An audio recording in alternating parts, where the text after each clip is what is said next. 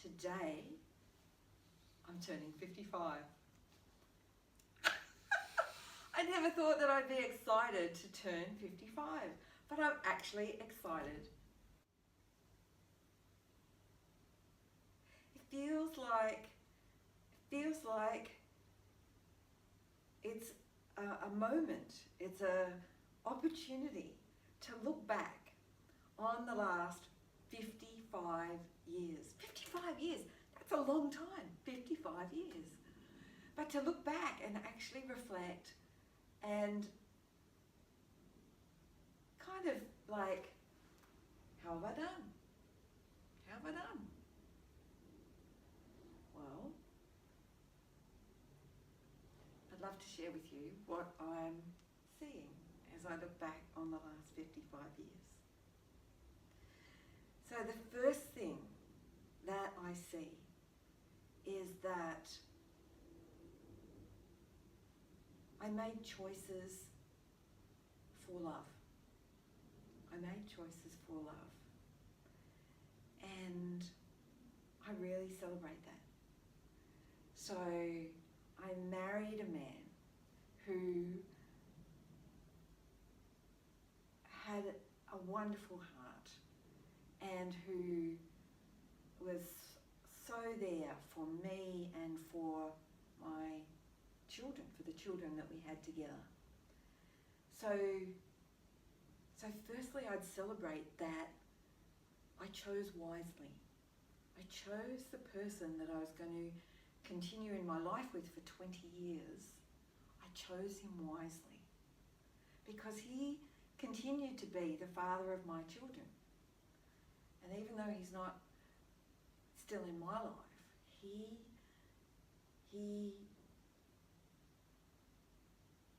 I'm really grateful that he is still in their life and still there for them. So the first piece of wisdom, if you're just starting off, if you're choosing who is it you're wanting to be with in your world as you move forward, is to choose the man that you're going to be with or choose the woman that you're going to be with wisely. Is this the person that you would want to see as the parent of your children? The next thing that I am celebrating, that I've learnt, is that it's an inside job. And by that, what I mean is that I remember attending a nonviolent communication training and realising how up to that point, what I had been trying to do was to get what I want by trying to change all of the outside circumstances. If I just be nice to them and let them know that I want this, then they will try and get that for me and then I'll get what I want.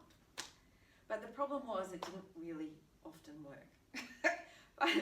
but because what I was trying to do was I was trying to influence the outer world to get what I actually wanted. But when I realized that actually what I want is not actually out there, but it's actually in here. What I am looking for in that is support, or in that example there is belonging, or there's the different needs that I'm trying to meet. Then the power is back here. The power is no longer with that person that I'm trying to get to do what I want. And I remember the many dances that I've had with my mother or with friends.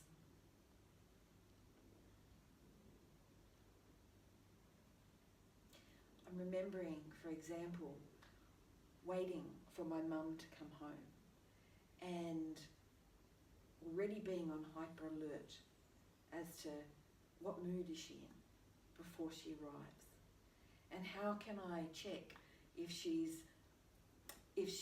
is in a bad mood or stressed or upset, which I knew could escalate in her yelling at us or something going on in the home. Instead, I would go and I would try and calm her down, or I would try and see, does she want a cup of coffee or does she want something, so that I can calm her mood so that I can be safe. But instead, when I actually just recognise that I'm needing safety, then I'm connected back in myself again. It's not about what's going on with her. So over and over, when I change it from the outer circumstance to what is it that really matters to me, then I have the power back within myself. So that's another thing that I've learnt in my 55 years.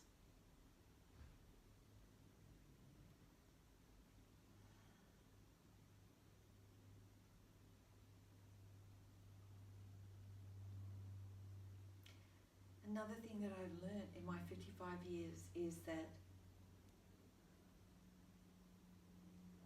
I don't actually believe in badness.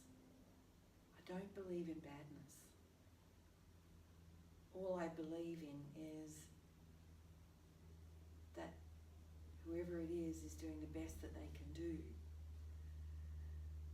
and sometimes doing appalling things, but always all they're doing is the best that they know how at that time.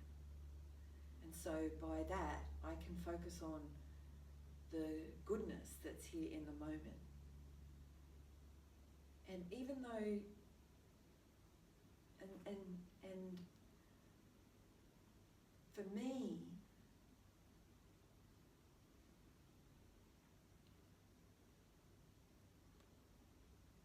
it just brings me way more joy, because I'm actually connecting with something of goodness in the other, rather than making some story up about that person.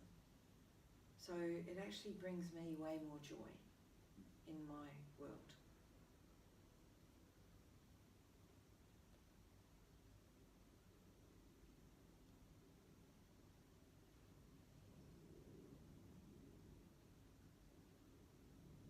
So I don't know what going forward is going to show me, but I want to step into my eldership. I want to step into the experience of this last 55 years. And I want to be able to own the wisdom that I have.